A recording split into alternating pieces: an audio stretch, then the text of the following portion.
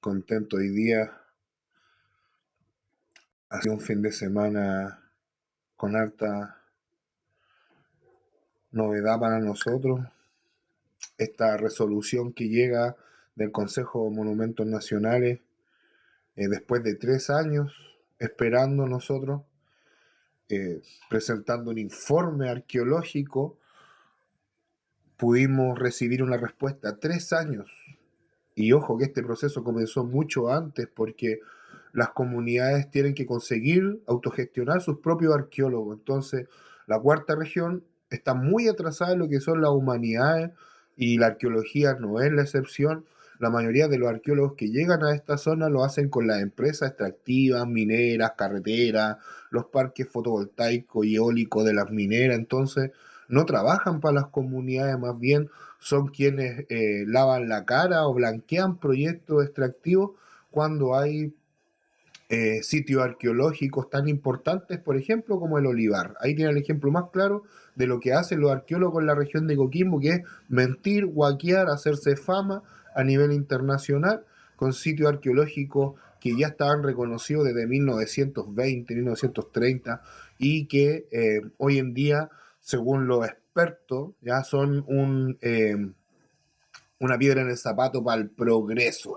Hay gente con la mente tan pequeña que parece que de verdad lo único que ha hecho es estar pegado al ombligo del jefe y no ha salido a recorrer el mundo cómo se gestionan los patrimonios para que sean un eje articulador de los territorios y pueda ser una alternativa para el turismo, no solamente destrucción, y no solamente el turismo, la educación, el desarrollo científico también.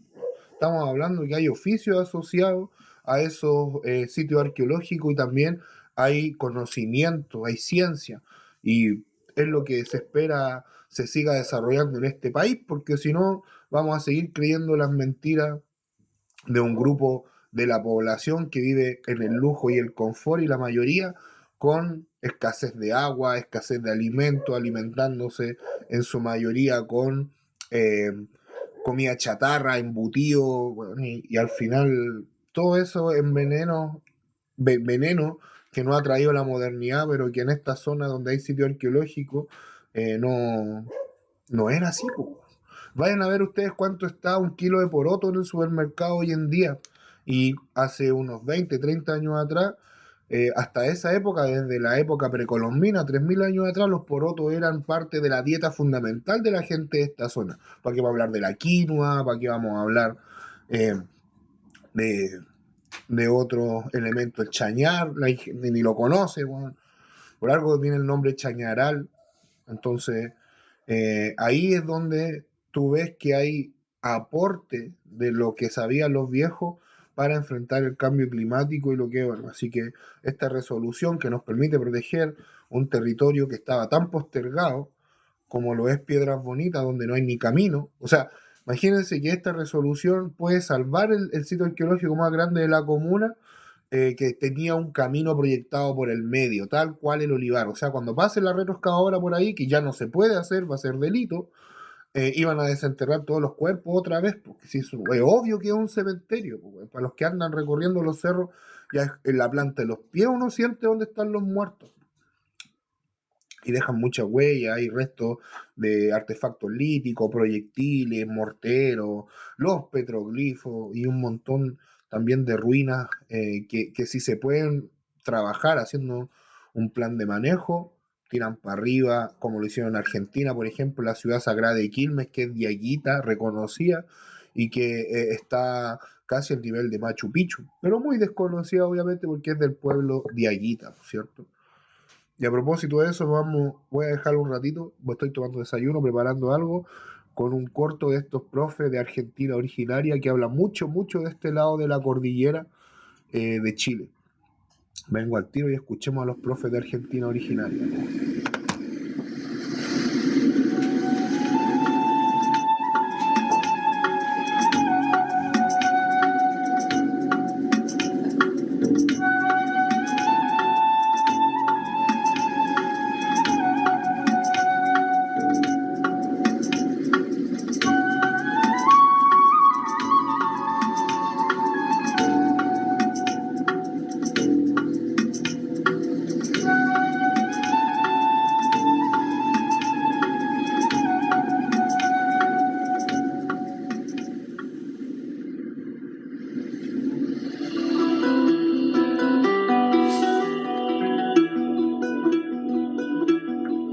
Bueno, a mí una cosa que me gusta, Sebastián, decime si lo compartís, es conocer a la gente, los nombres. Siempre cuando se relatan las historias, escucho por ahí podcast de historias, cosas así, y se entretienen, como me acabo de entretener yo, ¿no? Contando los detalles de los señores que vinieron, Pedro de Mendoza en este caso.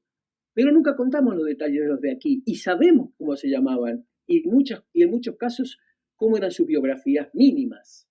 Entonces, le hemos dedicado esta pantalla, vamos a ir muy por arriba, para que la gente sepa todos los personajes que había, tanto de un lado como del otro, tanto extracontinentales como nativos, tanto incas de las tierras altas como de las tierras bajas.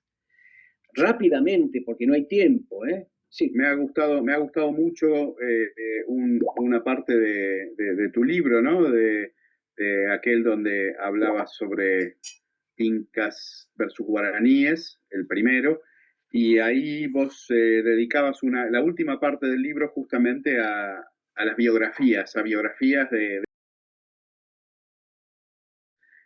y es la verdad muy lindo conocer a los protagonistas nativos, porque bueno, de los españoles conocemos mucho, aunque no todo y no todo cierto, pero, pero de los nativos la verdad que es fantástico conocer esas biografías eh, y ver su posicionamiento también, ¿no?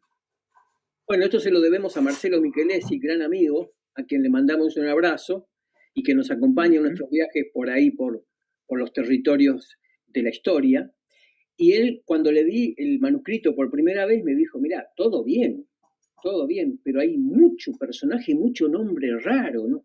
¿Por qué no haces un diccionario, algo así? Bueno, de ahí salieron 100 biografías en las cuales incluimos tanto a Américo Vespucci por un lado como a la Curaca Palla por el otro, es decir, donde todos estos personajes aparecen con el mismo rango, ¿no?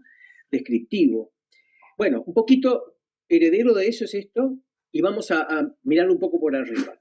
En color negro están aquellos personajes que estaban vinculados al imperio inca. Bien, porque eran incas de linaje, muy poquitos, como Paulu, como Wailuulu, como Quilicanta, aquí de este lado, obviamente recostados siempre sobre la zona que efectivamente estaba bajo territorio del imperio, como el mismo Manco Inca, que esta flechita significa que él estaba allá arriba en Vilcabamba, no que estuviera en Bolivia, estaba en Vilcabamba. Estos eran incas de linaje. Chalco Yupanqui, el gobernador del Collasuyu, el hombre más poderoso del territorio argentino en 1536. Esto no lo quiero decir al paso. ¿Te acuerdas esa pregunta con la que iniciamos esta charla? ¿Quién era el hombre más poderoso en lo que hoy es Argentina en vísperas de la invasión europea? Bueno, Ahí aquí está la cosa. ahí está la respuesta. Se llamaba Uh -huh. Chalco Yupanqui. ¿Y a él quien ocupaba el palacio del gobernador del Xincal? Claro, esto no podemos saber. hablar si necesitamos una fuente que para ser tan certero, tan taxativo. Sabemos que recorría el Collasuyu y sin duda el Xincal era una capital importante del Collasuyu. Chalco Yupanqui residía, esto lo dicen las fuentes, en los palacios en torno al lago Titicaca, donde su ahijado, Pauliu, que luego va a ser inca, se va a coronar inca con el auspicio español, estaba casado con princesas de la zona, con gente aymara. Y él operaba, recordemos que a él lo habían desterrado, porque era del partido Lurin, lo habían desterrado ahí, y ahí fue que él se convirtió y tomó poder, digamos, obtuvo poder de los llamados incas del sur, muchos de estos incas provinciales como Urucu, contemporáneo de él. Es decir, Malcus Aymaras, gente aymara, pero bajo el enfrentamiento real era entre el Chalcu y el Huilac Uma. Y cuando Mancu en Vilcabamba se entera, lo manda a matar y muere en 1538, Chalcu. Por eso yo lo ubiqué aquí en el norte, porque él estaba operando ahí, pero no hay constancia de que en este escenario, invasión europea del año 1536, haya bajado a la Argentina. El que bajó fue Paulo, su ahijado. Nosotros lo pensamos como una conflagración de guerra, de batallas y todo eso, pero detrás hay toda una estrategia entre sumos sacerdotes. Es casi una intriga vaticana, ¿no? Porque tenemos muchos libros y muchas historias de las intrigas vaticanas, ni hablar del Código da Vinci, un montón de cosas que nos hacen pensar en todos esos poderes manejados por la religión, ¿no? Por una iglesia. Y acá estaba pasando algo que, si bien no es lo mismo, tiene muchas pinceladas de conflagración estratégica entre un sumo sacerdote, el Willacuma, y bueno, y el otro candidato que fue desterrado de esa función, que fue Chalco Yupanqui. Es que Chalco había sido Willacuma antes. El Willacuma es un título honorario que los españoles lo tradujeron por papa. Era el papa inca, decían ellos. El Willacuma, su nombre era Cusi. El Willacuma, el papa inca, digamos, en ese momento, era enemigo de Chalco, pero Chalco él era antes el papa inca, él era antes el Willacuma, y el gran emperador Huayna Cápac le sacó ese cargo y lo mandó, no a un destierro, pero lo mandó a un destierro de oro a la zona más tradicional del imperio, que era el lago Titicaca, la zona más mítica, más sagrada. Entonces sí que había un enfrentamiento personal entre estas dos personas. Y sus intrigas, como vos decís, estaban operando sobre lo que ocurría en Argentina en el momento que llega Pedro de Mendoza, en el momento que llega Almagro. Ellos realmente estaban más absorbidos por esos problemas que por ver a unos señores raros que venían a caballo, etcétera, etcétera. Los tenían en cuenta, pero como un elemento más, y enseguida los intentaron usar en su favor. Estaban obnubilados por sus propios conflictos. Y detrás, como bien decís, había algunas controversias teológicas. Pero ahora, lamentablemente, no podemos detenernos en eso, o lo dejaremos para más adelante. Bueno, en resumen, los que están de color negro están bajo control del imperio. Lamentablemente, el imperio estaba en guerra civil, entonces algunos obedecían a Chalco, que era el gobernador del Collasuyo, y otros obedecían a Mancu, que estaba resistiendo a Pizarro y los chancas, que los chancas habían ocupado finalmente el Cusco. Hay un personaje más que quiero nombrar, dos más, Quisma y Uscolio. Uscolio no tenemos datos de que en esta época estuviera destinado ahí. Sabemos que cuando llegó Cabrera, en 1573, participó de la fundación de la ciudad de Córdoba, Uscolio. Pero hay elementos que nos hacen pensar que ya había sido destinado allí. Esto lo hemos discutido bastante en podcasts anteriores y no vamos a entrar hoy. Y Quisma, que según Margarita Gentile, que es quien los puso en evidencia, estos dos incas de las tierras bajas, Quisma estaba en Tucumán, en la corte de la Curaca Palla. Este es un señorío, un curacazgo le llamamos hoy día, es un señorío de Santiago del Estero y Tucumán. Quisma era un personaje de rango más alto que Uscolio y tenía una extensa red de contactos en la zona de La Rioja. Bueno, estos son personajes incaicos. Vuelvo a repetir, nadie nos dice que cuando Pedro de Mendoza funda Buenos Aires, Quisma, un noble de la corte de la Curaca Palla, una princesa incaica o encaizada, estaban gobernando en Tucumán. Nadie nos dice eso. Por eso le hemos puesto a esto de nombre soberanos de la tierra argenta, porque tenían soberanía sobre esta tierra. Bueno, en color verde pasamos a otros representantes del poder de las tierras bajas que estaban enfrentándose con los incas. Vamos a ir de arriba abajo con Condoriyá, el que capturó al cóndor. Kunturkori era un inca de linaje que estaba en Samaipata y Condoriyá atacó esta ciudad. Recordemos que dije al principio que Almagro había mandado a Saavedra y tuvo un primer enfrentamiento aquí entre Tarija y Jujuy con guaraníes. Todos respondían o estaban dentro de lo que es la hegemonía de Condoriyá. Estos son los que habían atacado, que venían de este camino del Peavirú y se quedaban en la frontera. Les convenía mucho más quedarse allí porque tenían las colcas, los almacenes incas, mucho más a mano. Y ellos luego, cuando hacen sus pactos y sus alianzas con los franceses principalmente, y los holandeses, y los ingleses, y los portugueses, van a empezar a tomar esclavos arawak en esta zona y los van a llevar y se los van a vender a los puertos del Atlántico. Es decir, la economía guaraní de muchos chiriguanos va a ir virando, va a ir cambiando de su economía de toda la vida hacia la esclavitud. Van a ser los proveedores de esclavos.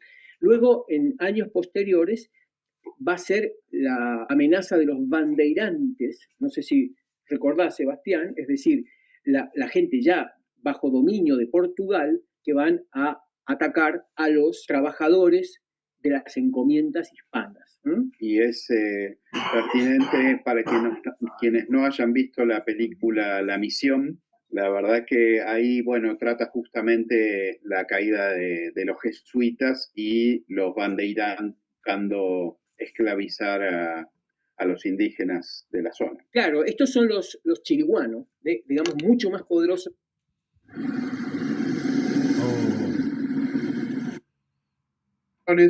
O como nosotros buscamos darle su denominación original de acuerdo a lo que nosotros nunca.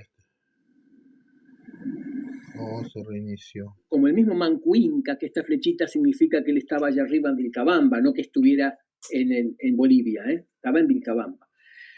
Estos eran incas de linaje. Chalco Yupanqui, el gobernador del Collasuyu, el hombre más poderoso del territorio argentino en 1536. Esto no lo quiero decir al paso. ¿Te acuerdas esa pregunta con la que iniciamos esta charla? ¿Quién era el hombre más poderoso en lo que hoy es Argentina en vísperas de la invasión europea?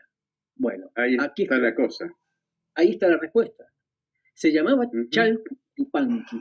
¿Y a él quien ocupaba el palacio del gobernador del Xincal? Claro, esto no podemos hablar si necesitamos una fuente que para ser tan certero, tan taxativo. Sabemos que recorría el Collasuyu y sin duda el Xincal era una capital importante del Collasuyu. Chalco Yupanqui residía, esto lo dicen las fuentes, en los palacios en torno al lago Titicaca, donde su ahijado, Pauliu, que luego va a ser inca, se va a coronar inca con el auspicio español, estaba casado con princesas de la zona, con gente aymara. Y él operaba, recordemos que a él lo habían desterrado, porque era del partido Lurin, lo habían desterrado ahí, y ahí fue que él se convirtió y tomó poder, digamos, obtuvo poder de los llamados incas del sur, muchos de estos incas provinciales como Buruku, contemporáneo de él. Es decir, Malcus aymaras, gente aymara, pero bajo el control inca. Lo importante es que Chalco Yupanqui es el que va a estar detrás de la estrategia de Paulo. Yo dije que Paulo bajó y se hizo amigo de Almagro para luego volver al Cusco y tomar el Cusco. Y esto es verdad, pero el que estaba diseñando esa estrategia fue Chalco. El enfrentamiento real era entre el Chalco y el Huila Kuma. Y cuando Manco en Vilcabamba se entera, lo manda a matar y muere en 1538, Chalco. Por eso yo lo ubiqué aquí en el norte, porque él estaba operando ahí, pero no hay constancia de que en este escenario, invasión europea del año 1536, haya bajado a la Argentina. El que bajó fue Paulo, su ahijado. Nosotros lo pensamos como una conflagración de guerra, de batallas y todo eso, pero detrás hay toda una estrategia entre sumos sacerdotes. Es casi una intriga vaticana, ¿no? Porque tenemos muchos libros y muchas historias de las intrigas vaticanas, ni hablar del Código da Vinci y un montón de cosas que nos hacen pensar en todos esos poderes manejados por la religión, ¿no? Por una iglesia. Y acá estaba pasando algo que, si bien no es lo mismo, tiene muchas pinceladas de conflagración estratégica entre un sumo sacerdote, el Huila Kuma, y el otro candidato que fue desterrado de esa función, que fue Chalco Yupanqui. Es que Chalco había sido Huila Kuma antes. El Huila Kuma es un título honorario que los españoles lo tradujeron por papa. Era el papa inca, decían ellos. El Huila Kuma, su nombre era Cusi. El Huila Kuma, el papa inca, digamos, en ese momento, era enemigo de Chalco, pero Chalco él era antes el Papa Inca, él era antes el Huila Puma, y el gran emperador Huayna Cápac le sacó ese cargo y lo mandó, no a un destierro, pero lo mandó sí, a un destierro de oro a la zona más tradicional del imperio, que era el lago Titicaca, la zona más mítica, más sagrada. Entonces sí que había un enfrentamiento personal entre estas dos personas. Y sus intrigas, como vos decís, estaban operando sobre lo que ocurría en Argentina en el momento que llega Pedro de Mendoza, en el momento que llega Almagro. Ellos realmente estaban más absorbidos por esos problemas que por ver a unos señores raros que venían a caballo, etcétera, etcétera. Los tenían en cuenta, pero como un elemento más, y enseguida los intentaron usar en su favor. Estaban obnubilados por sus propios conflictos. Y detrás, como bien decís, había algunas controversias teológicas. Pero ahora, lamentablemente, no podemos detenernos en eso, lo dejaremos para más adelante.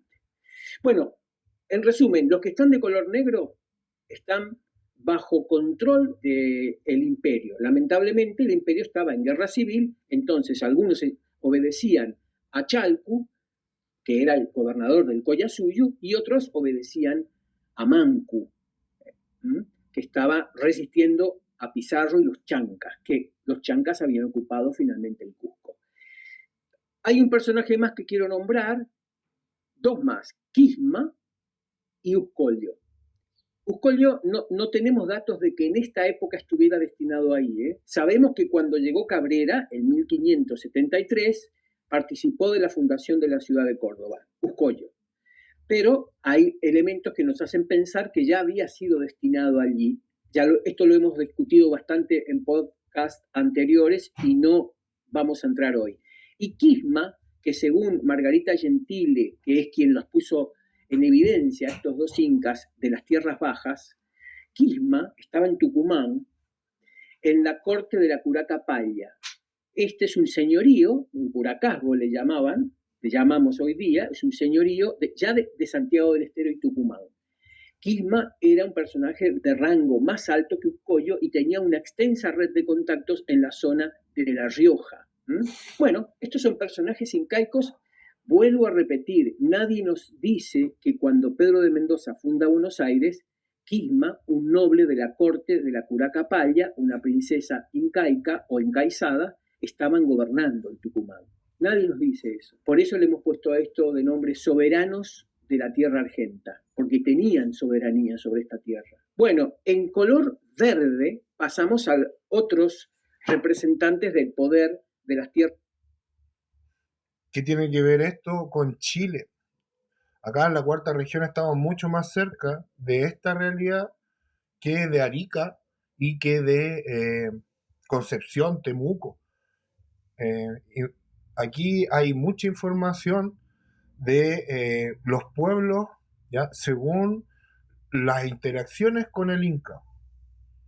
Esto se relaciona directamente con el Día del Libro. El Día del Libro eh, se eligió esa fecha, 23 de abril, porque mueren autores relevantes para la humanidad según los que la UNESCO, Miguel de Cervantes y también Garcilaso de la Vega. Garcilaso de la Vega es el primero que se le reconoce como cronista mestizo, pero en realidad es indio, es un inca.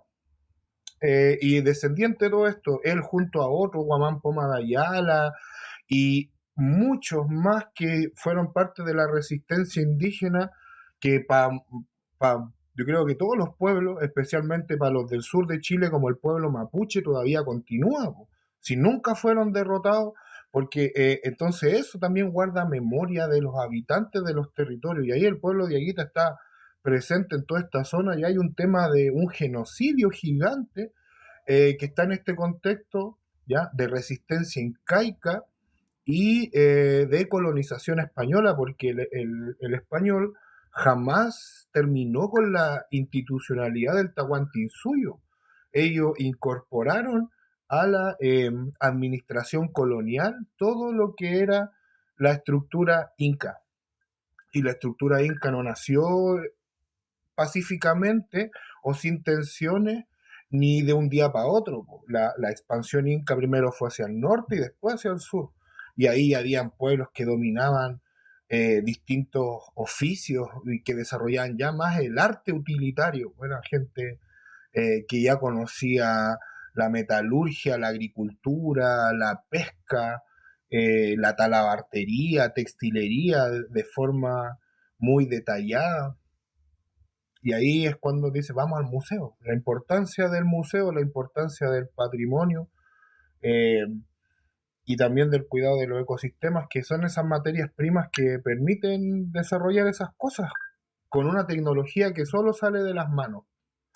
Lo importante, por eso está vinculado con la educación de real educación, pues no lo que te dice un programa de estudio, que es educación, un programa de estudio hecho por distintos gobiernos, acuerdos, de gente que como vemos siempre está muy desconectada de la realidad. Entonces, la educación, ya según las definiciones, usted puede buscar el autor que prefiera, pero siempre es para entregar herramientas a los seres humanos, un espacio de formación, ya no solamente de la mente, del cuerpo, e incluso puede ser de la intuición, ya a través de la experiencia. ¿Sí? En la escuela es donde los niños pueden aprender, equivocarse, ya esos espacios de desarrollo humano de manera integral. eh, Necesita conocer esto, porque el cerebro vaya madurando, es una cuestión de evolución, de cantidad de años que el cerebro se ha preparado de esa manera, y no hacerlo trae cuestiones como las que hay hoy, pues depresión infantil. ¿Cuándo se habían visto niños deprimidos? O sea, eh, todos los trastornos o disidencias cognitivas, eh, también de un discurso bastante falaz, que es que somos neurotípicos y neurodivergentes. Falso, el neurotípico no existe, somos todos diferentes. Entonces, una necesidad de repente del sobrediagnóstico para encajar es algo que se está discutiendo harto también.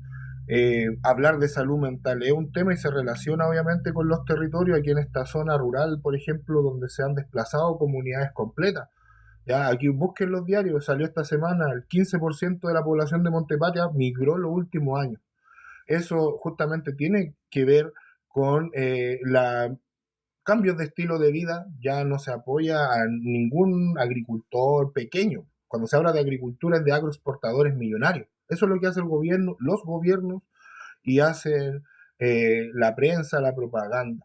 Jamás o muy poco o lo pasan como folclórico, eh, como que algo especial, ¿ya? Que no tiene contexto y no está vinculado con nada, cuando algún agricultor mantiene un estilo. Una nota del Pancho Saavedra, por decirlo así, una nota ante el tierra adentro, folclorizarlo y no ponerlo como un estilo de vida que tiene un contexto en este territorio y que provoca un mínimo impacto ambiental en una zona de transición climática desde el Pleistoceno, o sea, desde la edad del hielo que se viene desertificando la cuarta región. Entonces el ser humano aprendió a eso, a adaptarse a ese contexto. Hay de verdad que escuchar esto, hablando de la salud mental y de todo vinculado con lo ancestral, se van conectando cosas. Conocí a estos profes que estábamos escuchando recién de Argentina originaria, y también compartí en un taller de salud intercultural a través del canto. Una eh, cantante lírica quechua está haciendo este curso, es maravilloso. Y ayer hablábamos de la cosmovisión, ¿ya? Cómo eso se expresa en el cuerpo a través del sonido y la respiración. Wow, de verdad que a mí me hace mucho sentido como heredero danzante de los chinos, ¿cierto? Todos saben que, por lo menos los que siguen la ruta de Aguita, que eso es una herencia ancestral, y que los chinos no solamente bailan, sino también cantan. El canto a lo divino, que es patrimonio en Chile, nace de ahí, po. Si hay un cantante a lo divino, son las familias de nosotros. Entonces, eh, ese canto se conecta con partes de nuestro cuerpo. Los sonidos se conectan, se sienten en diferentes partes de nuestro cuerpo, eh, y, y empezar a practicarlo, exteriorizarlo, también ayuda a la salud mental, pues, al equilibrio, a relajarse, a empatizar, a conectar. Eh, es bonito. Agradezco mucho los espacios donde me ha invitado la facilitadora, la señora Quispe, yo de verdad agradecido, porque la otra vez compartí con hermanos Coya, Aymara, Guaraní, Quechua y Mapuche del lado argentino. Y vi cómo, y Diaguita obviamente, y vi cómo convivían, cómo buscaban la unidad, similitudes y las diferencias. Po. Yo pensé que el Aymara y el Quechua, si bien tienen cuestiones muy similares, también son bien distintos y tienen variantes regionales. Una gente del norte del Tahuantinsuyo no habla el mismo quechua que un costeño, ni menos de alguien de la selva. Y el guaraní tiene muchas palabras que también se aplican acá en Chile, o sea, como se aplica, por ejemplo, la palabra taita, cómo lo aplican a uno, le dicen taita inti. Ahí hay una mezcla, ¿ya? Porque hay pueblos que no elevan lo humano a lo divino y hay otros que sí, po, que lo hacen. Y el taita es el fuego para los guaraní. Y el fuego, no cualquier fuego, sino fuego que viene del sol. Es maravilloso. Y otras palabras más que se usan aquí, como el mismo Guayaquil. Ese es un quechua, miren, si se ha abierto mucho conocimiento el último tiempo. Es un quechua que viene del Amazonas, que conecta todo eso. Y el otro día un estudiante que llegó de Bolivia, nosotros hacemos harto baile, ¿ya? Entonces, conocemos a los pueblos originarios a través del baile, no solamente es la puesta en escena, de hecho, es lo último, eso a veces ni lo hacemos en público, sino que es la experiencia primero, ¿por qué bailamos? Los pueblos originarios no bailan todos los días, hay un fundamento que tiene que ver con los calendarios de los pueblos originarios que son estelares. Estudiamos arqueoastronomía, lo relacionamos con los sitios arqueológicos y siempre bailamos. Entonces este estudiante que llegó de Bolivia tenía mucho conocimiento de su tradición en Potosí y el lado que conecta con la selva y me trajo el baile de las tobas. Yo lo había visto todo, de hecho hay una toba femenina en Ovalle, pero no lo había conectado, asociado con detención. Y son igual a los que hoy llaman bailes chinos. Hay el baile chino, el original, el que fue reconocido Patrimonio de la Humanidad, es el de la flauta de caña. ¿Ah? Que es el que tiene mi familia, el de este libro, este es el baile chino. Este es el baile chino. Estos viejitos son el baile chino. Y ahí está, ¿eh? Mi abuelito, el abuelo de la Meica. ¿Ya? Las tobas no, son los que ahora danzan. ¿Ya? Para la Virgen de la Piedra, ahora el 3 de mayo lo pueden ir a ver. Si lo escuchamos las tobas sin la música, es el mismo ritmo. Es el mismo ritmo, son los trajes muy similares y que eso está en los petroglifos. A los que conocen el Valle del Encanto, o el acuris que protegimos acá en Piedras Bonitas, pues se llaman petroglifos estilo limarí, son tiaras. Hay cuestiones que conectan y es bonito. Entonces, me contó de la historia del Inca, cómo la contaron allá cuando fue derrocado por Cortés, perdón, por Pizarro, Francisco Pizarro, y cómo se me quedó pegado porque Hernán Cortés y Francisco Pizarro eran primos. El que derrotó a los incas, el imperio más grande de ese tiempo, quizás del mundo de Occidente, era primo con el que derrotó a otro imperio gigante que eran los mexicas, más conocidos como aztecas, pero no el verdadero nombre, por eso México se llama México, es mexicas, para que igual se va. En esa época ya habían conexiones en todo Abya y Ala. No era un territorio salvaje, desconocido. Estudiar las crónicas y hablar con la gente de los otros pueblos permite ver lo que está en los museos de la navegación, por ejemplo, las crónicas. Conocí entonces a este estudiante que venía de Bolivia, he estado participando en los centros interculturales con gente de Argentina y de Bolivia, también de Perú. Eh, y obviamente con la gente del sur también, conociendo o llevando nuestras cosas locales. Cuando le hablo, por ejemplo, de la piedra con barbalita, de la réplica de lo que es este artefacto y cómo se relaciona con lo que nosotros hacemos.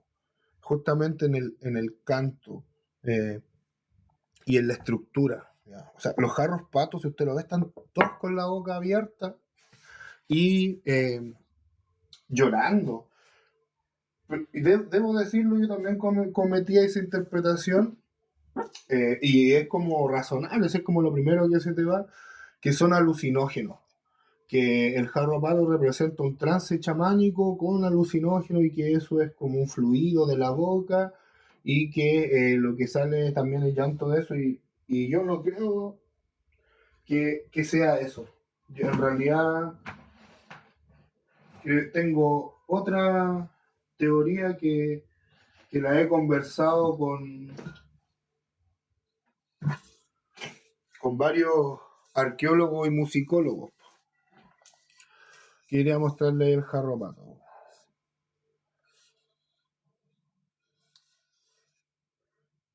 La mayoría, bueno, este no tiene, pero la mayoría también tiene hasta brazos. Y en esos brazos algunos tienen artefactos que son flautas, antara o de flauta de pan, ¿ya? Chitufa, taquia, tienen la vilcha, ¿ya? Son personas. Y ahí tiene la boca abierta, tiene la tembetá, este otro objeto que vincula con el Amazonas. ¿Eh? Esto es un lenguaje, claramente, es un lenguaje. Un lenguaje que puede ser matemático y las ondas se expresan con matemáticas, la música. Estos pueden ser cantos, mantras, notas, ¿ya? Vinculadas claramente a los ciclos astronómicos. O sea, esto es una forma también de bajar el cielo al suelo. ¿Y qué es lo que significa chacana? Chacana es puente, puente que conecta el humano con el universo. Entonces, es así de compleja la cosmovisión y que esto te va dando guías, po. Están cantando, están hablando. En los bailes chinos los viejos lo hacían.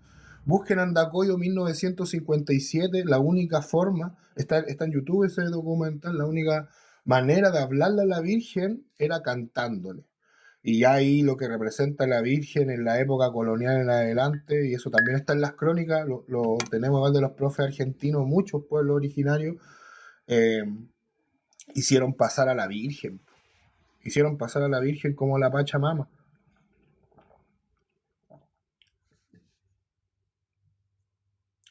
A ver, están cantando los jarros patos y es la emoción, obviamente. No hay ceremonia sin canto, no hay. Y por eso tienen todos. O sea, yo no he visto alguno que no tenga la boca abierta. Quizás con distintas formas, pero. Y eso es lo que. Bueno, les voy a comentar que con una terapeuta cantante de, de ópera, una de verdad muy bonita voz y profesionalmente trabajada que desde la cosmovisión quechua intenta llevar al día a día estas sanaciones que vienen con la música. Yo lo estoy tomando el curso este porque me llama la atención, obviamente, aprender de los fundamentos ya más espirituales de la tradición oral eh, cantada. Yo no canto, no soy músico, pero toco, tengo mi instrumento y hablo cantando en las ceremonias también. Interesante, voy a revisar pruebas, aprovechar.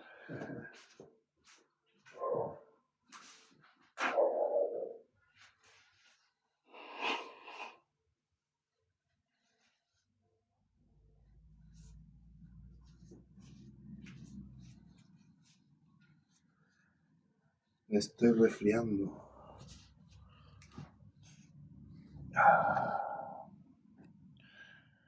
Yo transmito a veces en dos plataformas, por eso no, en TikTok, en Facebook, en Instagram. Por eso a veces hablo y no pesco, porque hay gente interactuando de los dos lados. Y obviamente me sirve para sacar reels también, generar contenido. Y el TikTok siempre pide que hagamos transmisiones de 1 hora y como es domingo en la mañana. Tenemos harto que contar, pues por eso ha sido una semana bien movida, aparte de todo este trabajo de De formación personal también hemos tenido temas como dirigentes, eso se relaciona directamente porque es el plano del presente, po, de cómo vivimos, porque existen en la cosmovisión andina tres mundos, ¿no? Un mundo, hasta cuatro, porque hay un mundo extendido superior, ya que es un universo lejano. Pero el mundo arriba, el Haram Pacha, eh, el mundo del inframundo, que no tiene que ver con lo que metió la iglesia de lo bueno y lo malo, sino que más bien es el mundo de los ancestros, de los que trascendieron, y se relaciona mucho con el agua, el flujo del agua. Entonces el canto de los bailes chinos es para llamar el agua, po. Aquí los viejitos para eso cantaban, eso era lo primero que pedían cuando le hablaban a la Virgen, el agua. Entonces, son los fundamentos, aparte de la estructura musicalizada en copla, lo que a mí me hacen verlo directamente relacionado. Y la mayoría de esos viejos eran dirigentes, dirigentes de sus comunidades. Le llamarían zurdo hoy en día y bueno, en este libro sale la definición del chino como un sujeto crítico, consciente de la posición social de exclusión en la que le tocó vivir, requisenta los poderes de la autoridad, eh, socialmente libertario y comunitario. Así lo definen al chino danzante en este libraco, cuando nos declararon patrimonio de la humanidad.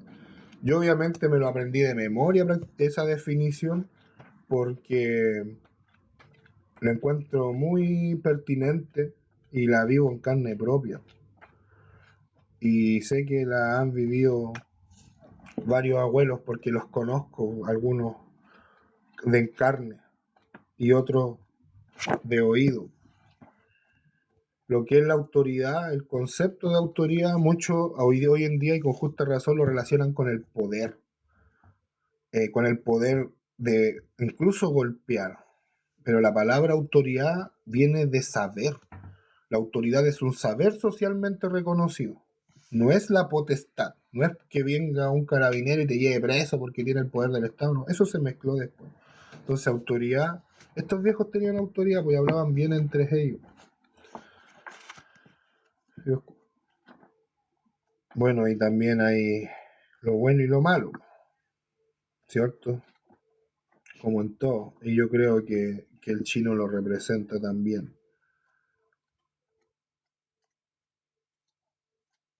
Quería buscar la definición para leérsela. Hay fotografía en este libro. Hay hartas fotos antiguas.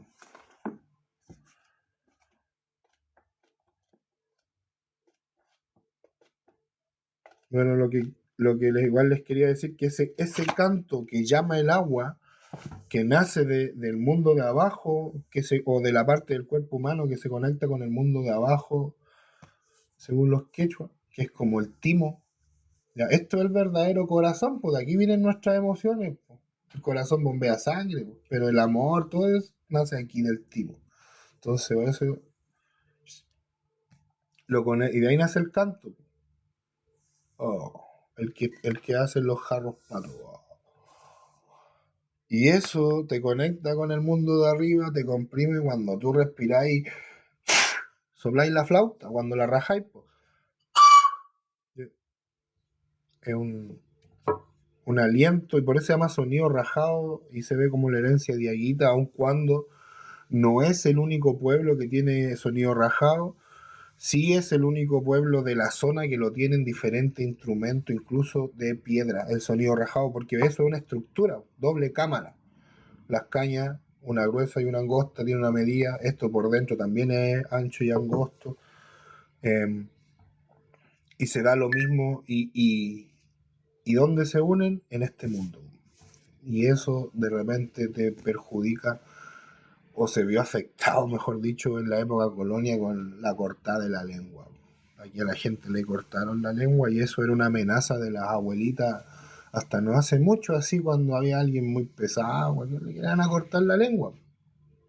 Sabemos nosotros por estos mismos contactos con otra gente de pueblo originario de América, que es en la familia donde se reproducen las estructuras precolombina en el interior para entregar las normas del hogar, incluso los quehaceres en toda la familia que son indígenas, ahí es donde se ven.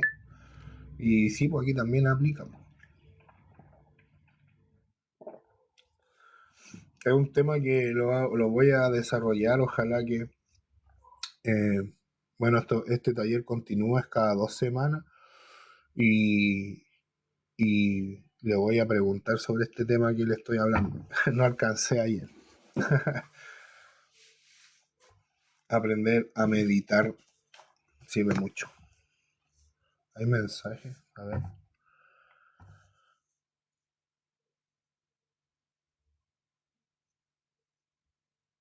Qué bueno que lo encuentre interesante.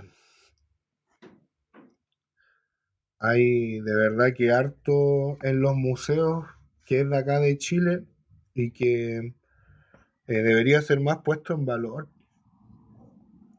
Eh,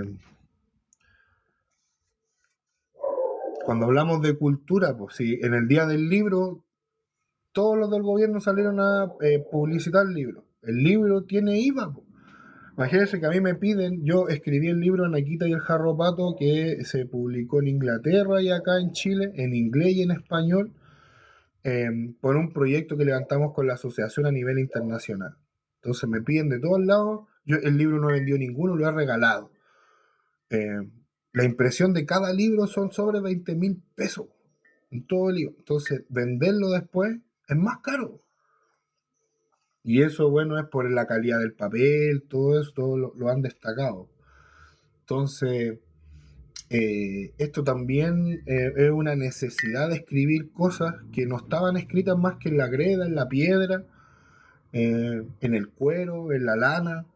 Entonces, para que no desaparezcan, porque de verdad cuando muere un abuelo se acaba un relato completo de lo que es la memoria de los territorios. En Chile eso existe todavía. El Valle de Chile es este. Está hasta en los mapas ingleses. Hay un tema que no se habla acá en este país, pero los ingleses tuvieron mucho contacto con las comunidades de pueblos originarios, no solamente en el sur de Chile, pero con Coquimbo el Pirata, también con la gente de toda esta zona, incluso con Argentina también. Eh, por eso está fundado Londres, ahí al corazón y justamente el territorio de Diaguita, y los diaguitas quemaron Londres, po. Esa era una táctica de guerra diaguita. Quemaron La Serena los diaguitas, quemaron Santiago los diaguitas. Si cuando usted vea la construcción del metro, son todos eh, artefactos como este, po, flautas como estas, po, ¿no? De piedra y de piedra con barbalita que son de acá endémicas, las joyas de lapislázuli son de acá endémicas. Eh, las mismas características con Santiago, la línea 5 del metro. Yo estaba estudiando ahí en el IMBA cuando en la estación Quinta Normal encontraron momias Molle, catalogadas como Molle, y de ahí toda la continuidad hasta la época diaguita clásica, y tenían flautas de piedra que son las que están en el Museo de Arte Precolombino. Si la vida me ha puesto ahí donde yo tenía que estar, a nadie le había interesado. Hay un libro que comprueba lo que yo le estoy diciendo que se llama Mapocho Incaico. Bueno, el Inca llegó en la última generación diaguita, en la última. Entonces, hubo una habitación de personas en el Valle de Chile que es milenaria. Aquí en la cuarta región hay 6.000 años continuos de recurrencia a una mina de cuarzo. Desde el año, no sé, 13.000 antes del presente, perdón, desde final del Pleistoceno, el hombre los vi los 13.500 años antes del presente. De en adelante se encontró al mismo lado donde él iba con los a recolectar cuarzo para hacer su artefacto. Y eso se repite en toda la cuarta región. No solamente con el cuarzo, el lapislázuli, la conbarbalita, la crisocola, llamada por los europeos, aquí le decían lanca. Lanca. Y en el cacán, mi lanca es mujer. Entonces, o mujer diaguita en específico, no mujer, mujer diaguita. Las cacanas ellas se decían milanca, entre ellas. Y la lanca es esta crisocola, y en lo que es la sanación, la medicina, es para las mujeres. La crisocola es una piedra utilizada en la medicina femenina. Está todo relacionado. Y era una de las que más se trabajaba en esta zona, junto a la conbarbalita y el lapislázuli, entre otras, obviamente. También existe la anda collita, ¿ya? Y otras piedras endémicas que, que le dieron a él, Diaguita, a esta persona, el estatus que tuvo en la época del Tahuantinsuyo. Por eso se mantuvieron, hablan de Diaguita Inca, ¿no? Porque trabajaban los metales. El chileno es el mejor minero para mí del mundo, del mundo. Y el que me diga que no, vamos al museo. Hay publicaciones a nivel internacional que se llaman, que se hacen de la metalurgia precolombina, y en las portadas está la orfebrería Diaguita. Están los objetos de metal. Eso no lo trajeron los europeos. Los europeos llegaron con peste, sobre todo, al Inca, papá de Tupac Yupanqui, por eso se tuvo que ir. Y Huayna Cápac, su hijo, fue el que llegó después. eh, lo mató una peste que traían los españoles, desde el norte hacia el sur. Aparte, las pestes traían arcabuz, explosivos, escopeta, y también se dieron el tiempo del espionaje. Lo que les decía al comienzo, Francisco Pizarro y, ¿cómo se llama? Hernández, el que derrotó a los mexicas, a los aztecas, eran primos. Viajaron juntos desde Europa y se separaron siguiendo navegaciones hacia el norte y hacia el sur. Pizarro siguió al sur, y empezó a contactar con comunidades indígenas que estaban luchando contra los incas, los chachapoyas y otros más. De Ecuador estaban en guerra directa con la expansión inca, y ahí se empezaban a meter los españoles. Y en el norte lo mismo, con los mexicas y con todos los pueblos que se empezaron a aliar a los españoles, porque tenían tensiones con las lógicas colonialistas que se estaban dando en esa época, por lo visto, en todo el mundo. Hubo resistencia indígena, había pugna, y eso ya se fue dando de diferentes niveles en todos los territorios. Chile no es la excepción. Y ahí es donde hay controversia, porque siempre, no, si el Diaguita era un ser manso, pacífico, así como que no hizo nada. La primera resistencia indígena en el Valle de Chile fue de los Diaguitas.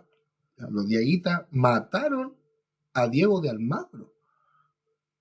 Eso nunca se dice, no fueron los mapuches, fueron los Diaguitas los que mataron a Diego de Almagro, ¿ya? Y no solo eso, quemaron el asentamiento de La Serena fundado por Juan Bohol, permitiendo la libertad de la mayoría de los naturales de La Serena, que pudieron arrancar donde su familia a las cordilleras, y también y prepararse para una resistencia y una supervivencia escondido entre los cerros. Así fue como los Diaguitas lograron sobrevivir, gracias a una acción coordinada en todos los territorios. Quemaron diferentes ciudades. Si usted mira para el lado argentino también, era que decía yo, Londres, en Argentina, el Tucumán, y otras más. Hay un fuerte que se llama Huatún Gasta. Huatún. Yo hago clase a los pies del cerro Huatulame. Huatún. Esa es la única toponimia común. Mire, Huatulame de acá está al lado de Combarbalá. Y allá Huatungasta está al lado de Fiambalá. La terminación también está muy poco, pero es de toponimia diaguita y está muy relacionado. Está Andagalá, Fiambalá, y mezclado con el Gasta, porque Gasta es sí o sí una palabra diaguita cacán, que significa el pueblo. Y hasta Calingasta, aquí nosotros pasamos a la cordillera y llegamos a Calingasta en Argentina. Aquí también en el Valle del Elqui existe Calingasta. Antofagasta en el límite, ¿no? Donde empezaba el Valle de Chile, y todo eso es Cacán. Aunque obviamente, y esto también lo dicen los argentinos, los hermanos atacameños en Licanantay ya son un pueblo que siempre ha vivido ahí, son hermanos prácticamente del Diaguita, ya que se ha movido o ha estado por diferentes lugares desde el sur de Bolivia, ya hasta más allá de Santiago de Chile, pero lleguemos hasta Santiago de Chile. Los museos, vayan al museo. Eh, Voy a revisar por ahí. A ver.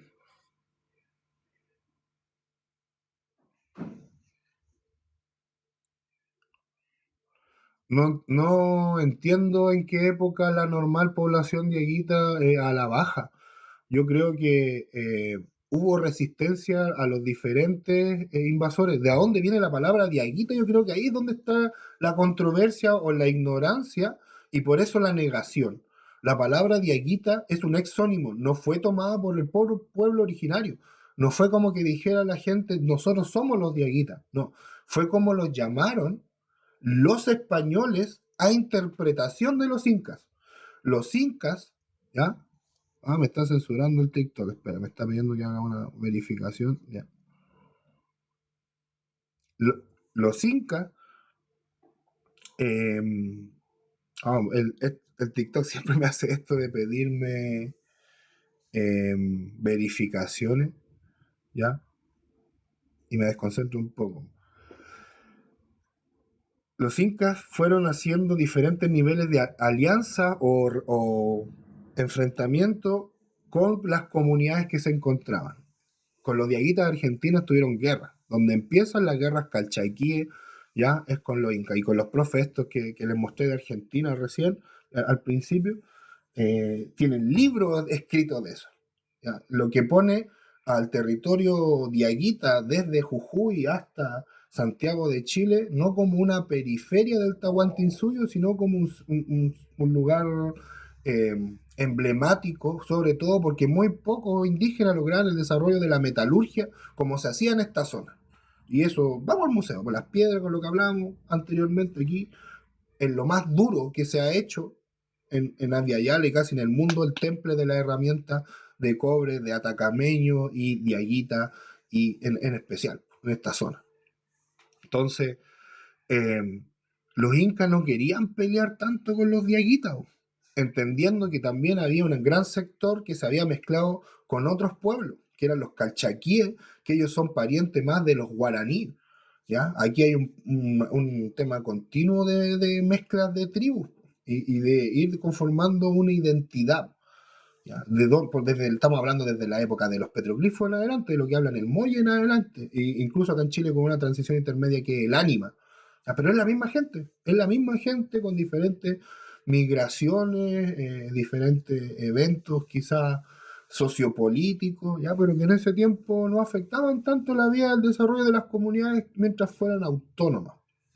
Y evidencias de guerras tan grandes tampoco hay. Entonces, pero sí hay, a eso voy a llegar. Cuando pasaron por Argentina entonces los incas, que fue en la última generación de aguita precolombina, no fue antes, ¿ya?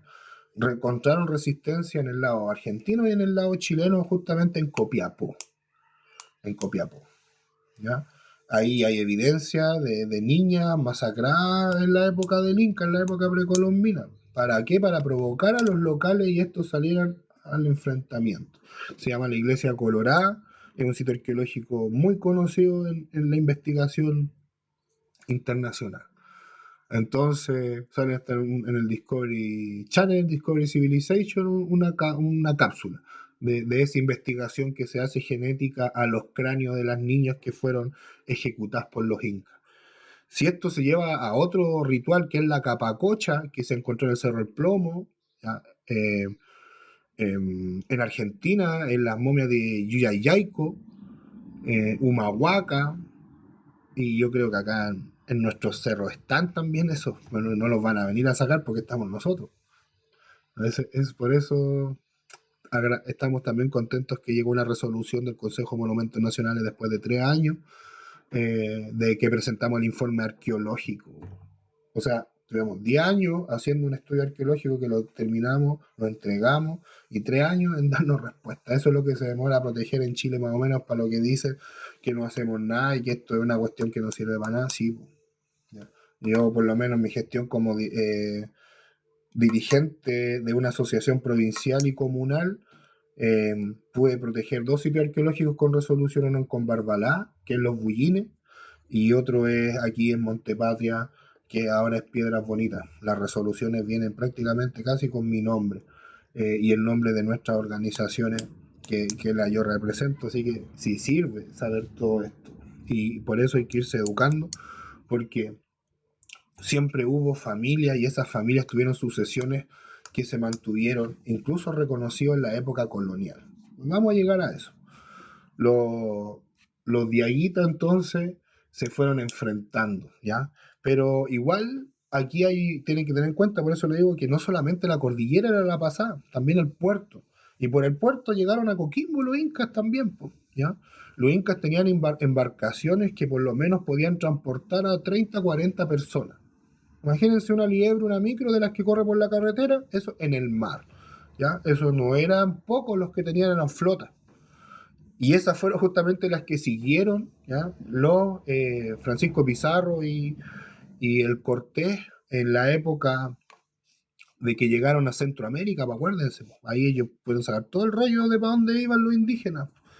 Entonces, esto está en unos podcasts que en inglés, bueno, que son crónicas así como que se han desclasificado de eso, porque los europeos en este espionaje que hicieron por todas Via Yala antes de empezar a las conquistas propiamente tal, llevaron indígenas a Europa para pedir financiamiento, y que eran pacíficos y que eran ricos, y prácticamente los llevaron a quejarse también de los reyes que habían acá.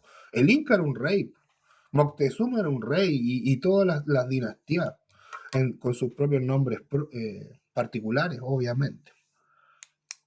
El tema es que el Inca ya se replegó y volvió en la primera expansión. Aquí en el territorio de Aguita dejó un hermano y que murió en esa zona justamente que le hablaba de Huatungasta. Pizarro ya mandó expedicionarios al mando de Almagro. O sea, fue Almagro en realidad el que le pidió venir a Chile. Pero primero mandó espías. Estos espías pasaron meses y no volvían. Los diaguitas, que habían hecho pactos con los incas que llegaron por Coquimbo, hicieron tratos, po. De hecho, las hermanas del Inca se vinieron a casar aquí, po. Hermanas del Inca se casaron con líderes locales de Coquimbo. Eso también hay en crónica. Hay hasta nombres. Entonces, se dice que hubo alianzas, ¿cierto? Y por aquí pudieron rodear y bordear a Copiapó y a otros territorios y poder llegar hasta Santiago de Chile, ¿ya? Eso está respaldado por las investigaciones arqueológicas sobre los entierros mortuorios que hay acá, y en Ovalle, sobre todo, encontraron mujeres con joyas muy distintivas sobre otras personas. Entonces, claramente que puede haber sido ya esta historia que está en las crónicas. Se habla de que esta zona era muy habitada por mujeres, ¿ya? Era fuerte su rol social a través de oficios como la agricultura y la textilería. Las mujeres eran las que tejían, eso hay evidencia hasta biológica en sus cuerpos, que también hemos hablado del ENTESI, que es el último estudio que salió de los cuerpos humanos del olivar. Conociendo oficios ancestrales a través de la marca que deja el movimiento en la musculatura de los huesos. ¿A qué quiero llegar con todo esto? Continuando el relato de la invasión inca, ¿ya? Que se fueron reconociendo territorios con autonomías, como Roma, cuando iban a crucificar al Cristo, Poncio Pilato se le daba las manos. ¿Por qué? Porque los romanos, mientras les pagaran impuestos, iban a respetar la autonomía de las autoridades y de las leyes, de las costumbres locales. No se iban a meter en los asuntos de ellos. aquí los incas hicieron más o menos lo mismo, y de hecho el inca fue mucho más allá porque él, y esto hay una página que se llama La Moda Inca, muestra muy claro que tenía vestimenta para ir a todos lados. Incluso se rapaba el inca, era rapado, para ponerse pelucas, para ponerse tiaras, coronas, plumas. Entonces, los colores de los territorios para ser él visto como la deidad local, pero lo hacía desde un punto de vista de la autonomía de los territorios, no llegaba a cambiarlo todo. En la alfarería, por ejemplo, sí trajo el molde. El Inca, voy a ver la última generación de Aguita, traía los queros, estos vasos hechos con molde. Aquí hay queros dobles, por eso son de matrimonio justamente. Están en el Ovalle y en La Serena, son de acá, de esta zona. Y están pintados con colores diaguitas, pues no, tienen, los queros son incas, pero todo lo que sale de diaguita, incluso tienen un leopardo, ya, que es parte de la tradición oral también diaguita. Es muy interesante eso, cómo se ve. Entonces eh, los diaguitas de esta zona ya pagaban impuestos, tributos también para la fiesta, para el Inti Raymi, ya fueron reconocidos con sus propias tradiciones, cultura, con sus jefes, sus mandones, sus caciques. ¿Ya? Palabra cacique la trajo, ojo, el español desde Centroamérica. La palabra cacique es de los taínos, lo que hoy día es Centroamérica, donde llegaron los españoles. Entonces, como los primeros líderes que conocieron, ya le llamaron cacique, después ellos empezaron a llamarle cacique a toda la autoridad indígena para acá. Pero claramente no es así. Los dos tienen sus propias autoridades. No todos son caciques. Y acá se llamaban los ajá, ajao o algunos mandones. La palabra mandón era reconocida aquí también, en los valles de los naturales. ¿Cómo reconocieron los incas a la gente de este territorio que después los españoles llamaron diaguita? ¿Cómo reconocieron los incas a través de estos pactos como los matrimonios a esta gente del Valle de Chile? ¿Ya? No fue diaguitas, pues fue taicitas, que significa los ciudadanos, que significa algo así como ciudadanos. ¿Ya? Eran valorados, insisto, por el desarrollo metalúrgico, el desarrollo de la ganadería, la alimentación. La tierra chilena es fértil, ¿ya? La tierra chilena es fértil. Todo hasta el día de hoy, agricultores y mineros de nivel mundial, Chile. Eso es, si que queréis sentir patriota por algo, empieza a ver por ahí por lo que éramos, de las raíces, eso es, no el rodeo, bueno.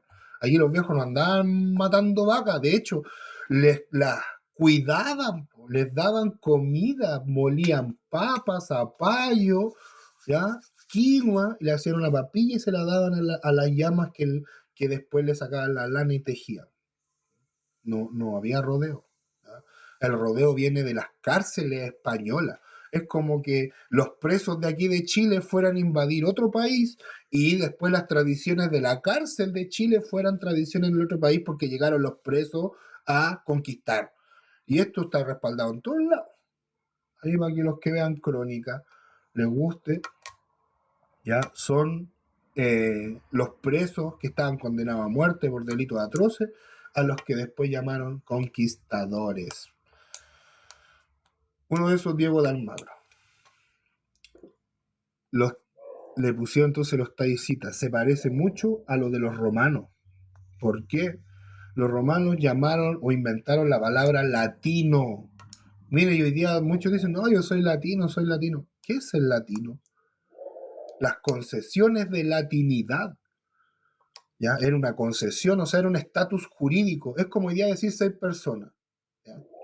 Los derechos humanos, primero, están en una virtualidad que es tu personalidad, atributos de la personalidad. Eso está en la ley.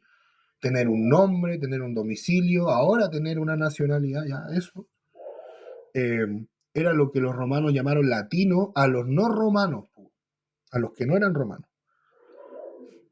Y les permitían tener comercio, propiedad, herencia, matrimonio incluso, ¿ya? Obviamente también con Roma. De ahí viene la palabra provincia también en ese contexto, que es provincia es un lugar vencido, una provincere. Puede ser como italiano, pero en latino obviamente también lengua madre de toda esa Italia, el español, francés. Hoy, paréntesis, estaba viendo el otro día cuántas palabras españolas vienen del árabe. Hablan de los mestizos de América, y si hay un mestizo aquí, son los españoles, son árabes. Estuvieron los árabes 700 años instalados, mandando allá. Y muchas palabras, muchas. Voy a publicar ese video aquí en la ruta Diaguita. La palabra entonces latino de los romanos es lo que Taicita era para los incas, concederle derecho, concederle autonomía a un grupo de personas porque los consideran civilizados, pues entran a la cívita, ¿ya? Incluso ellos ya tenían el concepto de república, a propósito que el partido del actual presidente se llama republicano. ¿De dónde viene la palabra república? De Roma, y se puede comparar con lo que ya aquí había en América, en los imperios, que tienen su propio lenguaje, que no solamente está en las piedras, en los petroglifos, también en libros de lana que se llaman quipú, que los quipú siempre se pudieron leer, y en autores como Garcilaso de la Vega, que da origen al día del libro, ya no solamente Cervantes murió ese día, por eso se eligió, sino también un cronista de influencia, o con ascendencia, indígena. Y si lee a Garcilaso de la Vega, llegue a Tomás, que también es un indígena argentino, Aymara Amauta, que escribió sobre la religión engañando a los curas, ¿ya? Y también investigue sobre Huamán Poma de Ayala, la nueva crónica y buen gobierno, dibujos de la época, ¿ya? Como él le decía al rey que la gente de Abya Yala estaba en peligro de desaparecer por el genocidio que hacían la gente de la iglesia y de los colonos, y que ellos ya reconocían la autoridad del rey y ya se habían rendido, no era necesario el nivel de violencia que estaban usando. Y de ahí nacen los derechos de las comunidades que son las familias de nosotros que se mantienen hasta ahora aquí en estos lados. Así se vincula con esta zona porque de ese trabajo, de esa estructura colonial que fue copiada del Tahuantinsuyo, nacen los primeros títulos de dominios colectivos que hay en el territorio de hoy que es Chile. Antes de que Chile se independizara ya estaban firmados los títulos de dominio de la familia de los abuelos de nosotros. Está todo respaldado. El fisco, desde que existe, los romanos lo crearon también, fue instalado aquí, los impuestos. Lo primero, si era el tributo, los incas también tenían tributo, entonces los españoles, al ver una estructura tributaria que funcionaba de manera eficiente, la mantuvieron. Salvo cuando ya los diaguitas dijeron, murió el inca, no vamos a reconocer a este invasor, no lo conocemos. Como ciudadanos que somos nosotros, no tenemos por qué pagar tributo o impuesto. Y ese tributo o impuesto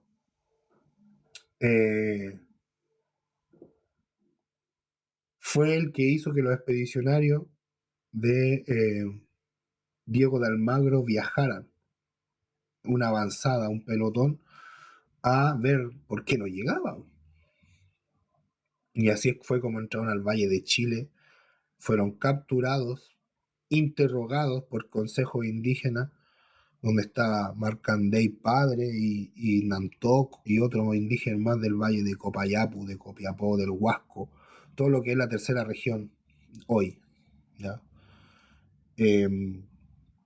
Ahí hay nombres también de caciques. Y al enterarse ellos que estos invasores venían a buscar Santiago de Chile, ¿ya? Pero en ese tiempo tenía otro nombre, los caciques deciden empezar a ejecutarlo. Y así fue como uno por uno en diferentes épocas, porque se los repartieron. Están hasta los nombres de los expedicionarios de Valdivia, después podría estudiarlo con más precisión y entregarle los nombres. Pero fueron matados ya en diferentes épocas, diferentes tiempos, porque diferentes caciques querían también conocer diferentes cosas. Por eso lo interrogaba cada uno a su manera. Y eso hizo que Diego de Almagro llegara entero bravo a lo que hoy es Chile. Llegó enojado. Le mataron a su pelotón, a su grupo de personas. Y antes se pasó a agarrar con los argentinos. Si pasó por allá, por esos lados, andaba perdido. El que guió a Almagro se llama Felipillo. Este es un personaje trascendental en la historia del Tahuantinsuyo y la caída de Atahualpa. En la ejecución participó directamente. Eh, Porque Felipillo era un indígena del norte del Tahuantinsuyo, lo que hoy puede ser Ecuador, tenía mala al Inca y la hizo de traductor de los españoles con Atahualpa. Entonces dicen los peruanos, porque lo odian, es un personaje muy odiado Felipillo, que exageró las palabras de Atahualpa con los españoles, lo que hizo que este fuera ejecutado. O sea, fue una interpretación maliciosa, tendenciosa, y dicen que es porque Felipillo estaba enamorado de una de las esposas de Atahualpa, de una de las esposas del Inca, también. Entonces, él se ofrece, Felipillo, a guiar a Francisco de Pizarro al Valle de Chile. Las esposas del Inca las venían a buscar al colla suyo, a lo que es Chile y Argentina. La colla, la mama colla, es la luna, es la fertilidad femenina, es la reina. El Inca, el rey, Zapa Inca, ¿ya? La mama colla, la luna, colla suyo, la esposa, los territorios, o sea, va todo conectándose. La guía de Felipillo a este territorio y la posterior también como traición tomó Diego de Almagro porque lo llevó por lugares nada que ver, ya lo hizo perder mucho contingente y después el enfrentamiento directo con los diaguitas que terminó con el caballo de Almagro aplastándolo y murió en un enfrentamiento con los Xercain. Ellos se llaman así los diaguitas, del norte por lo menos de Argentina, en el límite, que se conoce con diaguita, el nombre del pueblo es Xercain. Aquí existe un pájaro que se llama Xercán, ¿ya? Y entero de choro, protege a su perro. Para los diaguitas cacanes, el Xercain es el hijo del rayo, y ellos tenían esta táctica de guerra, que es la que aplicaron en Chile. Quemaron La Serena, quemaron Santiago, quemaron Copiapó, permitieron que los indios capturados arrancaran a refugiarse a los cerros y así se mantuvieron. Eso está más documentado lamentablemente para el lado argentino que para el lado chileno. Ha existido una visión de la historiografía local solamente extractiva. Aquí vienen a sacar cosas. Se llevan petroglifos, se llevan los entierros con los jarros patos, con la joya, gargantilla, las mujeres usaban, trearon una oreja y dos en la otra, pues, estamos hablando oro, con incrustaciones de piedra, de lapislázuli, de crisocola, el cuarzo. Y eso es ser patriota. Digo yo, ¿por qué no se respeta? Ya, y bueno, si hay lugares que no se puedan recuperar, por lo menos que estén en museos o que se hagan ya para empezar a conocer las raíces que son mensajes. Pues, ¿de qué sirve eso? Bueno, estamos en contexto de cambio climático, la importancia de saber qué comer y qué no comer en esta zona cuando el clima cambie, o cómo producir alimentos, pero de verdad, hay una información importante, cómo leer los ciclos. La minería, que es una cuestión estratégica a nivel mundial, estamos en un contexto de transición energética donde lo que se trabaja es la minería. No podéis comparar la Internacional, Barrick y como se llama, en Anglo American, Antofagasta Mineral, Deluxe, con la pirquinería. Y bueno, en la mesa de pueblo originario se han hablado esas cosas. Pues yo, aparte de ser profe, toda la cuestión, soy dirigente. Aquí la Ruta de Aguita nace como un medio comunitario para informar las cosas que hacemos como dirigentes. Hablamos de historia también, y porque se relaciona ya el fundamento, una de las vértebras de esta columna, que es el pueblo de Aguita, tiene su propia historia. Eso se refleja en las comunidades y en sus trabajos o en sus también realidades. Entonces han sido víctimas de diferentes épocas de arqueología a los Indiana Jones. Si alguien vio esa película, camiones enteros de alemanes, de ingleses, de chinos, bueno, hasta chinos de China. Allí preguntaban la otra vez.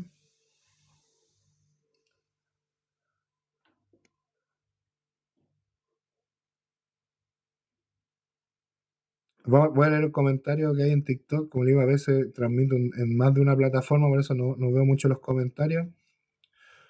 Vladi, qué bueno que se autorreconozca. Yo creo que todo nace por ahí y todos los caminos llevan a eso cuando está en la familia.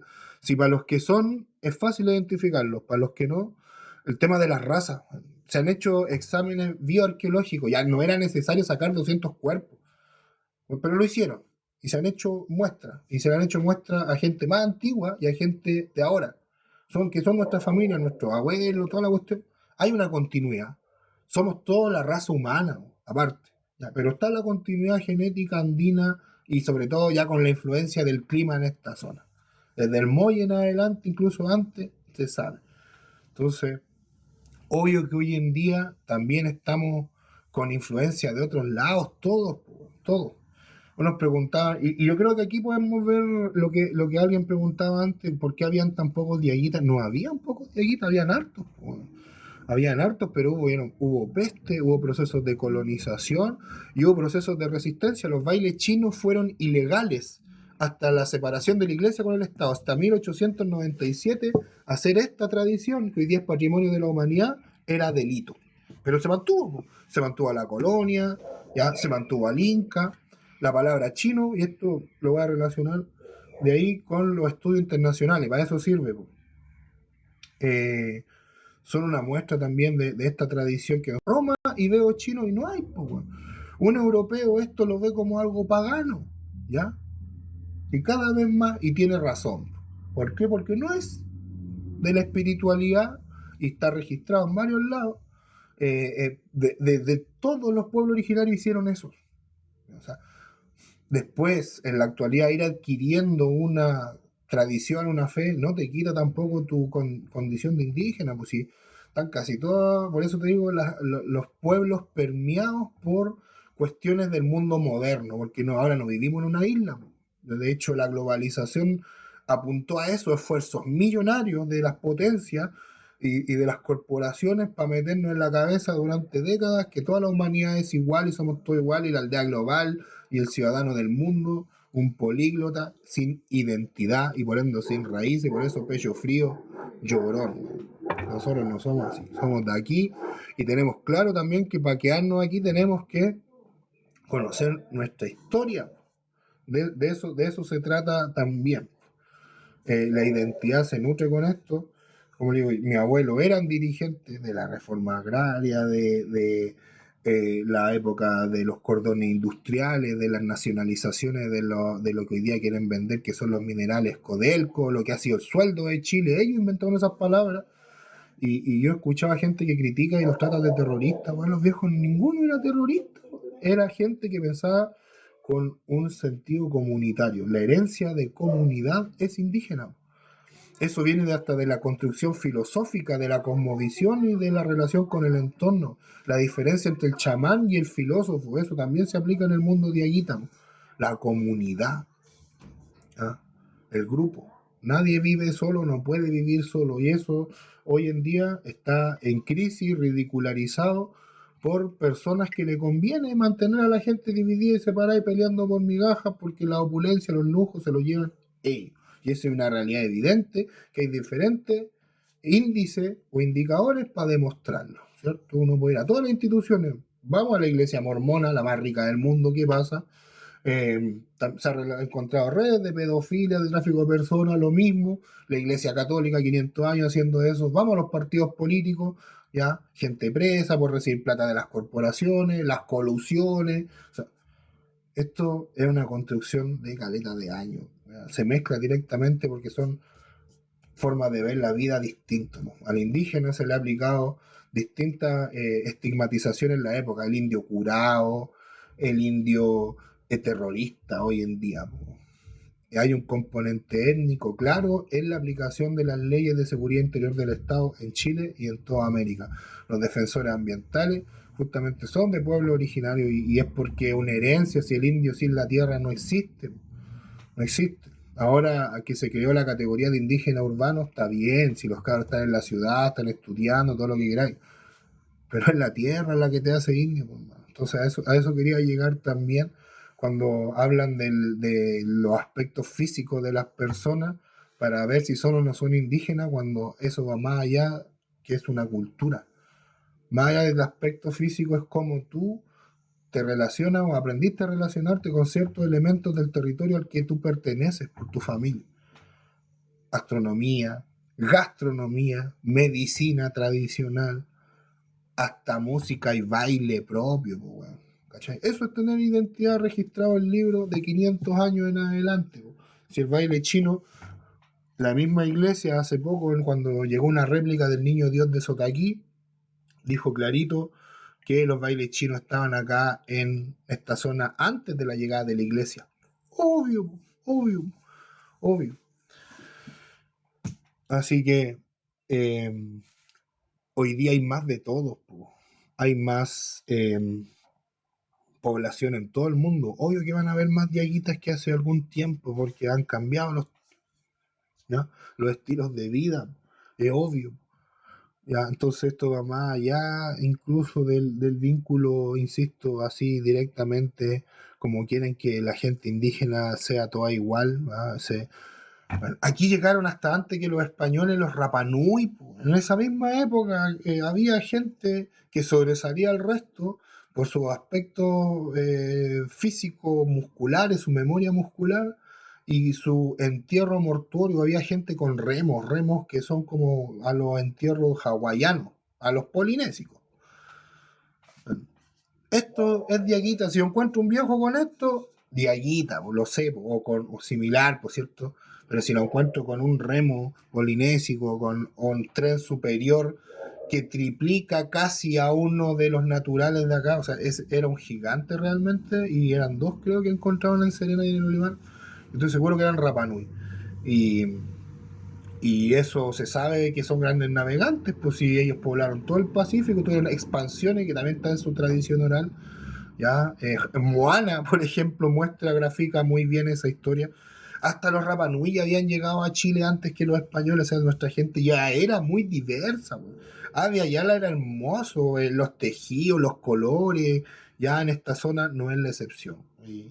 Y eso, en tiempo, insisto, del cambio climático, es bonito irlo rescatando porque te sirve, pues, información para los que no quieren estar a merced de un supermercado siempre que te infla los precios, weón, que te trae envenenarte, comida procesada solamente. O sea, todos le tiran hate, mala onda a esta generación, pero ¿qué herramientas le están dando a los que vienen, weón? Los están adoctrinando a ser un consumidor, no saben hacer nada con sus manos. Y cada vez las escuelas, los profes, los educadores, todos más restringidos por transmitirles cosas que realmente les van a servir. No sé, pues ahí lo entrego a criterio de cada quien. Yo por lo menos, aparte de ser dirigente, soy padre, educador, y quiero habitar aquí, me quiero quedar aquí. Me gusta vivir, no tengo ninguna intención de suicidarme, la paso bien.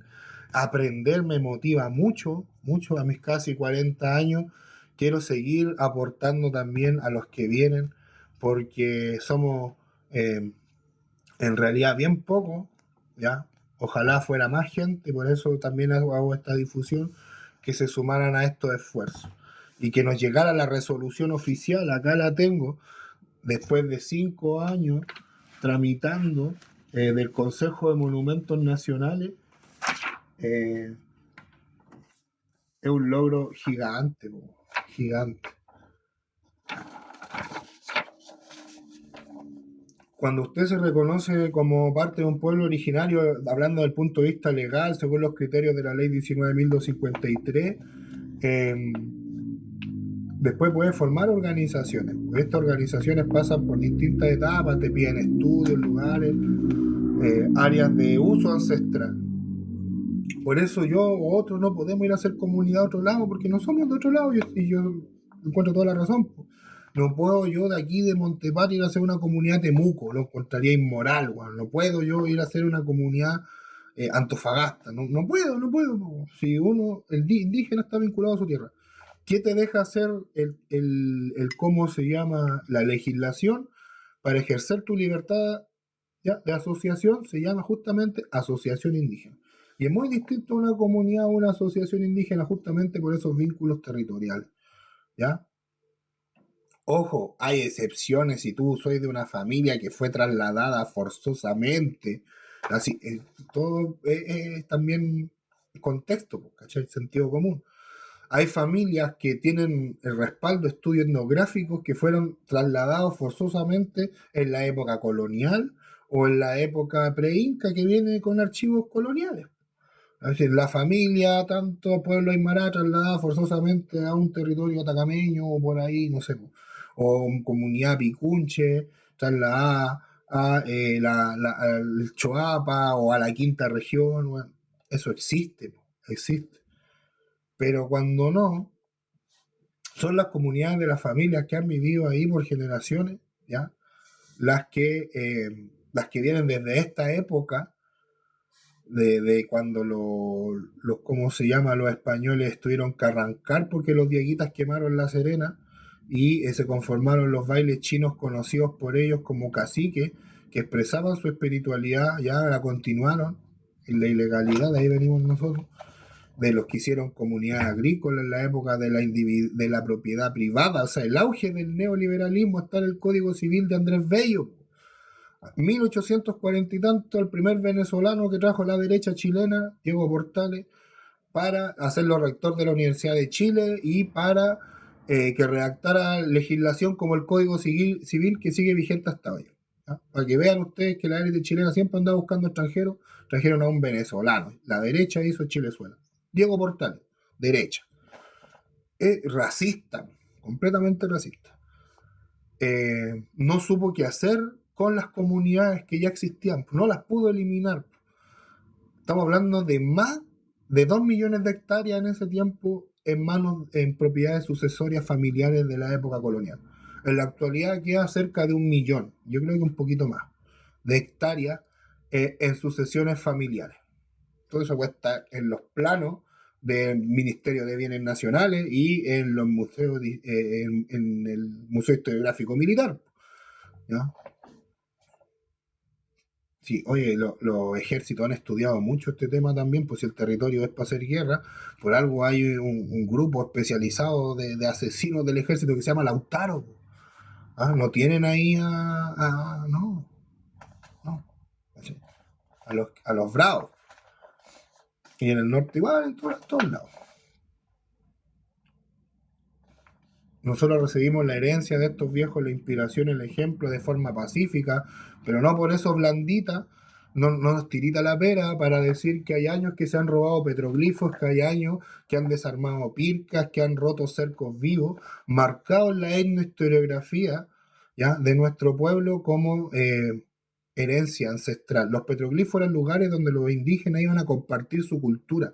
Antes no habían escuelas, pero eso podrían decir que eran lugares de formación, de ceremonia. Y la importancia de la continuidad familiar y comunidad, porque ahí están las estructuras, ¿ya? En la intimidad, la estructura de las funciones familiares. Y por eso hoy día también estamos en tanta crisis. Muchas familias quedaron ahí aisladas.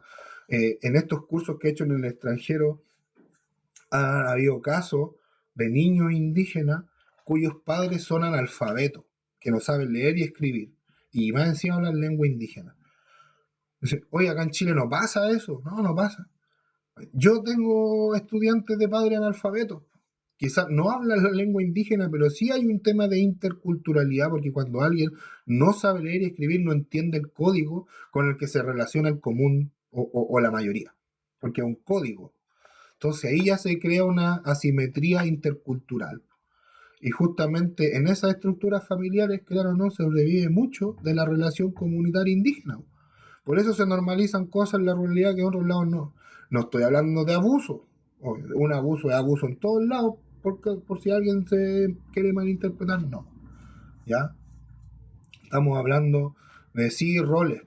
Hay un caso emblemático de una madre aymara que el Sename le quitó sus hijos porque uno de ellos había muerto cuando ella estaba pastoreando llamas. A pesar de que la señora tenía apellido Quispe Mamani, la corte la reconoció como no indígena.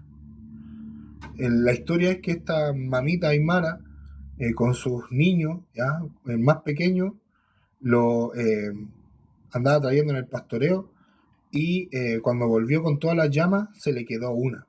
Que se le quedara una era prácticamente una deuda impagable que aparte le podía costar hasta azote, por lo que relata ella.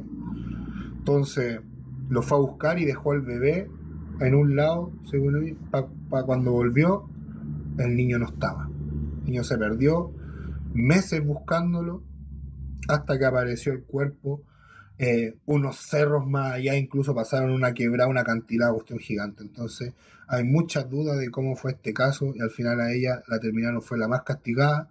No hubo otra línea, es súper raro el caso, porque claramente que ahí puede haber un secuestro, hay gente involucrada ya, pero este niño lo encontraron más allá y a la señora la trataron de no indígena por, por no aplicar métodos culturales de cuidado de niños.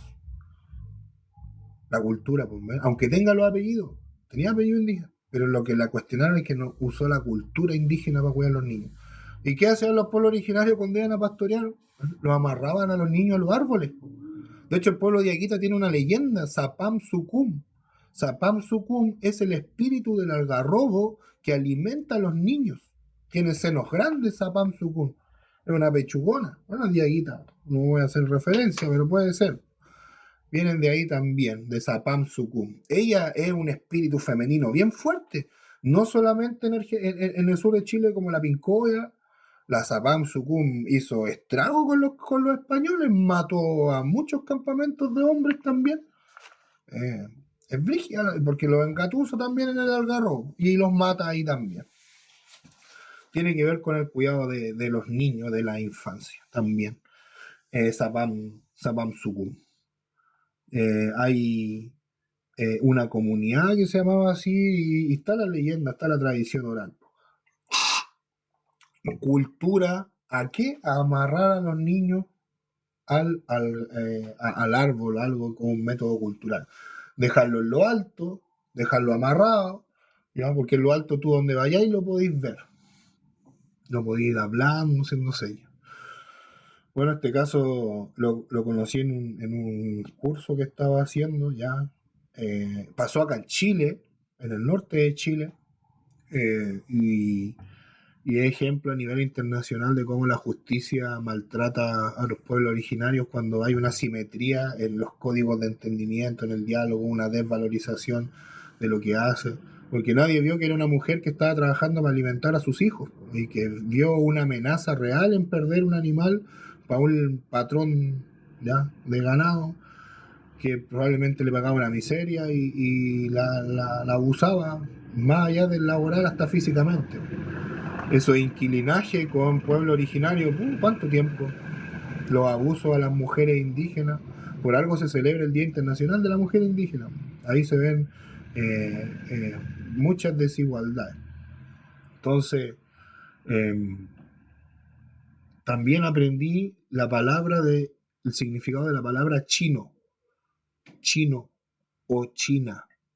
En esta misma época de que se hizo el Código Civil, que venía Diego de Almagro con Andrés Bello a palomear ya y a chinear. Por eso a mí no me gusta la palabra chinear cuando dicen, ay, los chinos. No, porque era lo que hacían los de la élite cuando iban a buscar mujeres en los prostíbulos. Mujeres esclavizadas prácticamente en la época colonial y eran indígenas, llamaban China. Todos sabemos que en la época colonial prácticamente había una pirámide social.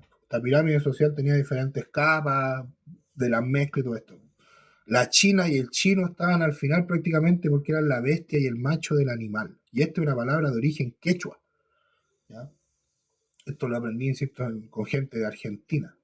Por eso la china en la cueca se llama así, pero vendría siendo la hembra del animal dentro de la pirámide social, una bestia, y el hombre, el chino, ¿ya? La bestia masculina, el macho. Eh, pero aún así los tenían para labores de servidumbre. En todas las haciendas están en estos territorios, en Rapel, Huana, Mialqui, son toponimias indígenas. Hay iglesias antiguas de 300, 400 años sobre las huacas de los indios. Han corrido petróleo, está todo, está todo. Los pueblos de indios se transformaron mucho en haciendas. Y quedaron los inquilinos o inquilinas ahí, se pasaban a llamar chinas porque eran como los incas los llamaban también a esta servidumbre como bestia animal. Y por eso el Museo de Arte Precolombino dice que la palabra chino significa servidor, en quechua, servidor.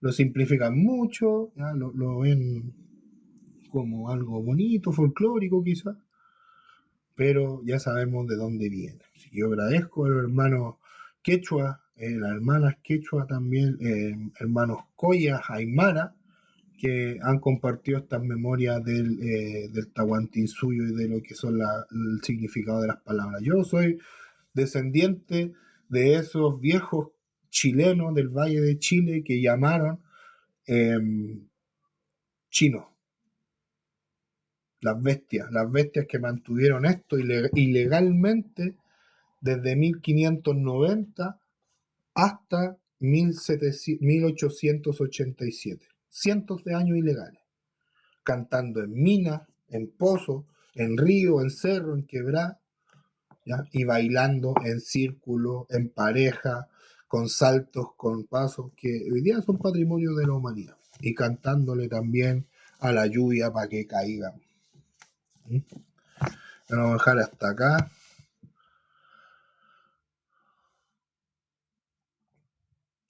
Hay harto que...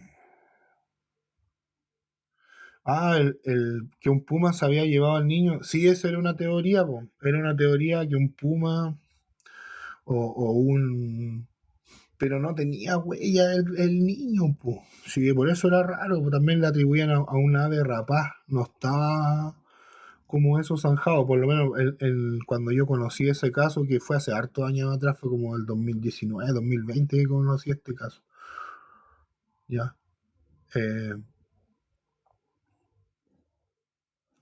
Gracias ahí por el aporte.